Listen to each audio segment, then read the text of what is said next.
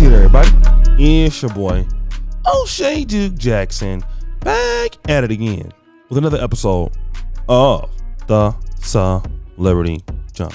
Dima, I'm a piano music. So guys, the tragic loss of our brother Takeoff has shook the hip hop community to its knees. Brothers and sisters are really coming together. You're seeing a lot of brothers and sisters talking about the issues of the day. And of course, I'm myself, not even knowing the brother personally, I'm distraught because the brother didn't deserve to die.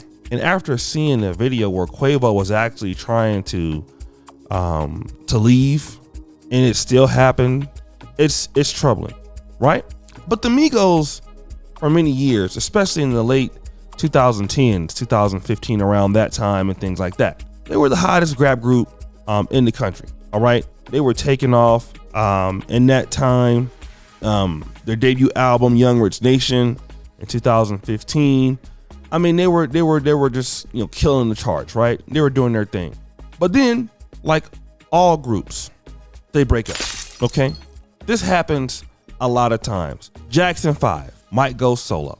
All right, New Edition, Bobby Brown goes solo. Ralph Tresvant goes solo. Then some people come in new, like Johnny Gill, and then you get some folks that the group still goes on, but it's not the same.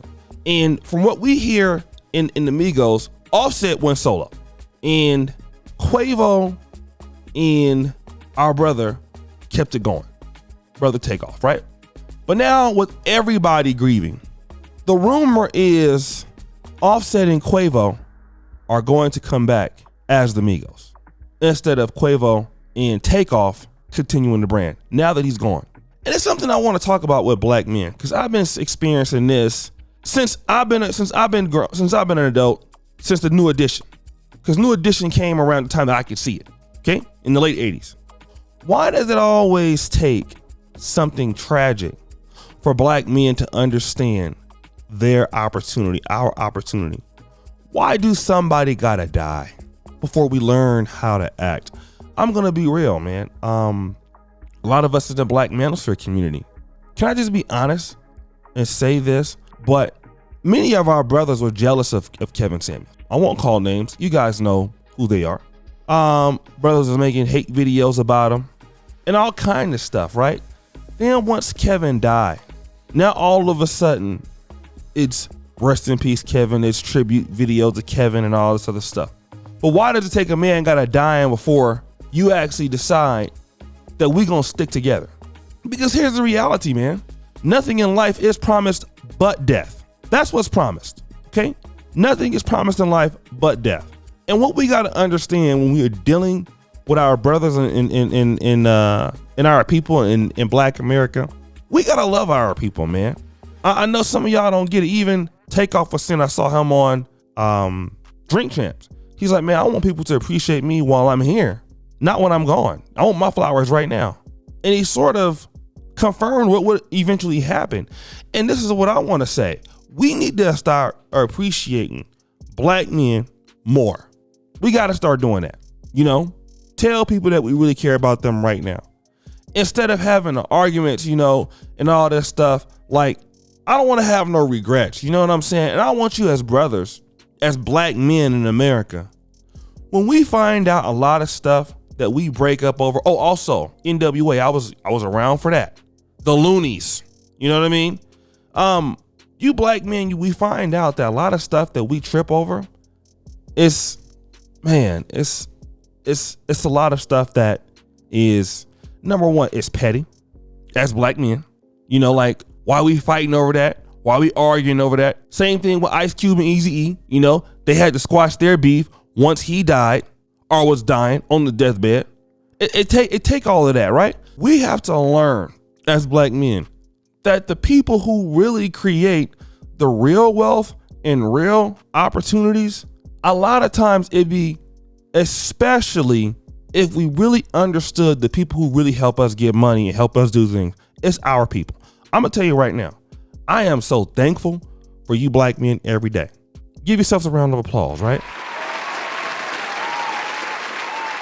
You guys seen my new channel, the Pan-African Dating Show. I want you guys to check that out. Those are some of the clips playing in the background. I want everybody to go over there and subscribe, hit the bell to the Pan-African Dating Show. But the only reason why I can do that, which is the goal on that channel, is I'm going all around the black world, finding brothers and sisters to hook you up with. You know what I'm saying? In an entertaining way. You know what I mean? You'll be able to talk to the sisters and you know, we'll be able to do some fun things across the black world, bringing our people together so people can, you know, hopefully date, marry, people will eventually do business, people will have better connections, right? But I can't do that without the support of the black men that support me every day. Because of you, brothers, I'm able to get into this area, right? Shout out to the black men, the black women that support me. But the black men in the manosphere, y'all are the ones that do that.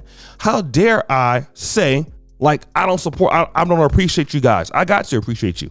Because if it wasn't for you, brothers, I'd be in a hospital, doing something, right? I got a medical doctor, so I wasn't that dirty. I wasn't that dumb. So I was going to be somebody because of who I am, but I got more from my own people, because you brothers are the ones that had a need for somebody like me to come into the industry in this niche. Think I'm not thankful? This is why I tell you, like, you guys don't know what what black people can do for you. A lot of y'all don't understand it. And now, because of you brothers, I was just in Kenya filming this show. I was in, now I'll show just a little bit of that right here, but in the background, not much, right? You see it in the background, right? I was there doing this, you know, I was in Nigeria. I got a whole bunch of stuff. Now I'll be all across the black world in this, matching brothers with people and entertaining in another way. But I'm doing it for the black world, because dealing with black people is the best thing. And now brother Quavo, brother OffSet, they coming together as black men to understand that nobody gonna give them the opportunity that they give each other. Nobody gonna love them like they love each other. And that attitude, if they would have stuck together, the Migos could have been making a lot more money, a lot more hits. But without OffSet, it wasn't the same. Now, because the brother is passed away, now all of a sudden we got our mind right. Why do it take tragedy to hit the black man for the black man to want to appreciate, or for the black man not to be there for the black woman to appreciate, or vice versa? We got to get past that and understand that everybody got to go one day. Let's start loving each other and start helping each other right now while we can. We have other generations coming after us, other young brothers, other young sisters that we got to say, we have to pave the way for.